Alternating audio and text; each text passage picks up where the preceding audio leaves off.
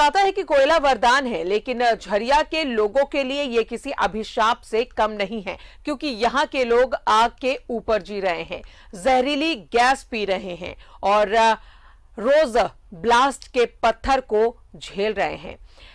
कह ले कि अगर लोग हर समय मौत के साए में जी रहे हैं तो ये गलत नहीं होगा। मौत कब और किस वक्त आ जाएगी ये कोई नहीं जानता। तो आइए हम आपको आज धनबाद जिले के झरिया में ले चलते हैं। रिपोर्ट देखिए। आग पर बसा है ये गांव,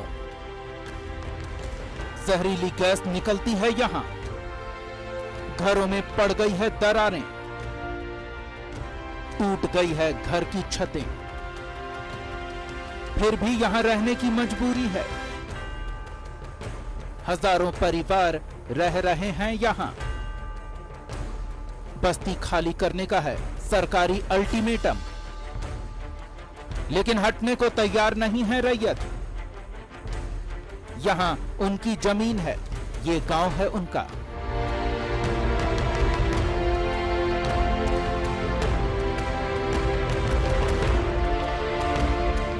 झरिया एक ऐसा नाम जो आज कोयले के साथ जमीनी आग के लिए जाना जा रहा है। झरिया की ये है रजबवार बस्ती।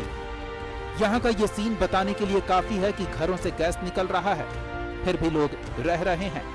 आपकी जिधर भी नजर चली जाए बस जमीन के अंदर से धुआं निकलता दिखेगा। ये बताने के लिए काफी है कि अंदर आग लगी हुई है। सरकार ने जगह खाली करने का अल्टीमेटम दिया है, लेकिन यहाँ के लोग रैयत हैं और बगैर मुआवजे के जगह खाली करने को तैयार नहीं। जमीन हम लोग अपना रैयतदार है। ये कोई मतलब कितना पीढ़ी का है ये हम बता नहीं पाएंगे, मगर ये हम लोग का रैयत जमीन है। ये है जमीन है, इसके लिए हम लोग बीसीसीएल को बार बार लिख के दे रहे हैं कि अतिशीघ्र हम लोग पूर्णवास किया जाए।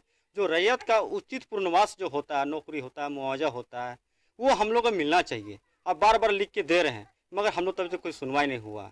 ये हम लोग मुख्यमंत्री, डीसी, बीसीसीएल, जीआरडी सबको लिखित रूप से भी दे चुके। एक बार आवेदन नहीं, कई बार हम लोग आवेदन दे चुके हैं, मगर हम लोग को कोई सुनवाई नहीं हो रहा। परेशानी तो बहुत है, बाकी क्या बताएं।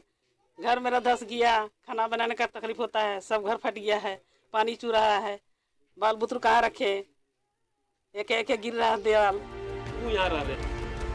झरिया 100 सालों से धधक रहा है। आग कई 100 किलोमीटर में फैल चुकी है। कई घर जमींदोज हो चुके हैं, घरों में दरारें पड़ गई है, छतें टूट गई है। यहाँ के लोगों पर ब्लास्टिंग आफत के रूप में आती है। कई घरों को तोड़ दिया है और कई लोगों को घायल कर दिया है।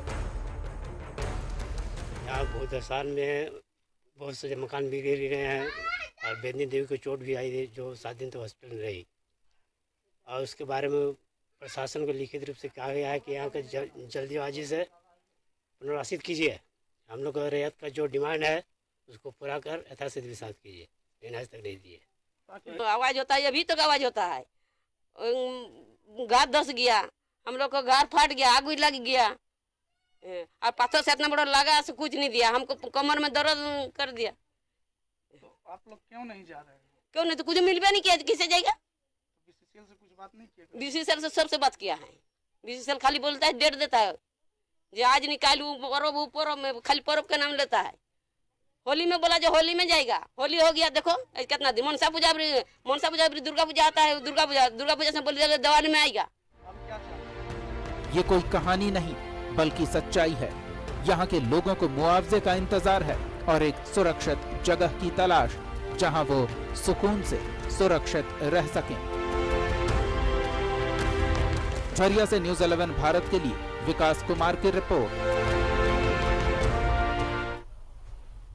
और रुक करेंगे झरिया का सहयोगी विकास हमारे साथ मौजूद है। विकास, झरिया के लोग मौत के साए में जिंदगी जी रहे हैं, हर वक्त उन्हें डर लगा रहता है। उसके बावजूद बीसीसीएल प्रबंधन की अगर बात करें तो ना मुआवजा मिल रहा है, ना सही जमीन। देखिए झरिया जो है पूरा इलाका जो है आसपास का, या फिर कह सकते हैं कि झरिया आग के नाम से ही फेमस है, क्योंकि यह भी कहा जा सकता है कि झरिया एक आग का दरिया है। इसे इसलिए कहा जा सकता है क्योंकि यहाँ के झरिया के आसपास के जो इलाका है वहाँ के ज़मीन के नीचे आग लगी हुई है। और ये आग लगने की बात सबसे पहले भौरा कोलियरी से पता चला था, और जब पता चला था उस समय आग की जो क्षेत्रफल थी वो बहुत कम थी। आज 100 दशक हो गया और इन 100 दशकों में आग धीरे धीरे फैलता गया और न जाने कई बस्तियों को अपने चपेट में ले लिया, और ऐसे में राजवार बस्ती भी उससे अछूता नहीं रहा।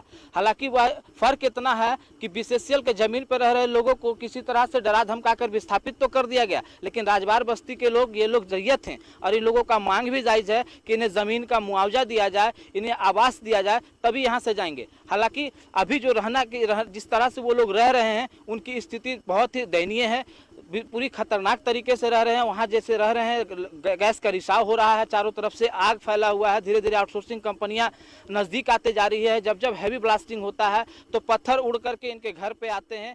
कई लोग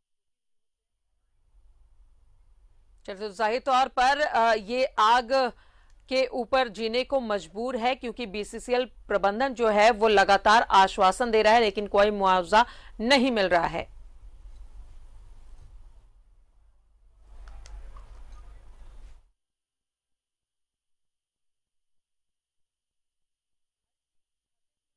दरारें पड़ गई हैं, फिर भी लोग यहां पर रहने को मजबूर हैं, क्योंकि ये रैयती है और हजारों परिवार यहां पर रहते हैं। इन्हें मुआवजे के नाम पर कुछ भी नहीं मिला है, ना ही किसी ऐसे जगह इन्हें बसाया जा रहा है ताकि अपनी जिंदगी गुजार सके।